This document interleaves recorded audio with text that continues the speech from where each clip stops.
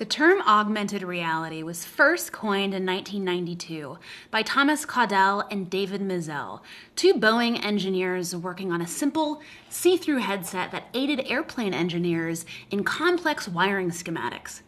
According to their documentation, the goal of augmented reality, commonly abbreviated as AR, was to enable cost reductions and efficiency improvements in many of the human-involved operations in aircraft manufacturing.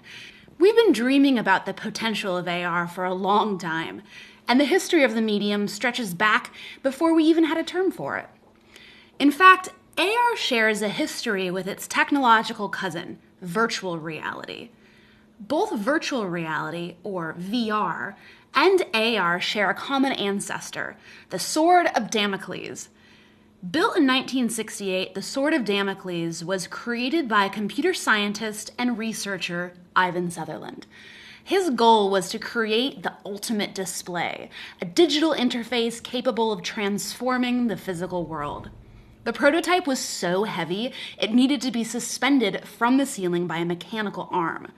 For all that hardware, it could only display basic wireframe rooms that were barely explorable. But it was one of humankind's first experiments into replacing your real world with a digital reality. Since 1992, many people have sought to fulfill the vision that Sutherland wrote about over half a century ago. The ultimate display would be a room within which the computer can control the existence of matter. A chair displayed in such a room would be good enough to sit in. Handcuffs displayed in such a room would be confining, and a bullet displayed in such a room would be fatal. With appropriate programming, such a display could literally be the wonderland into which Alice walked.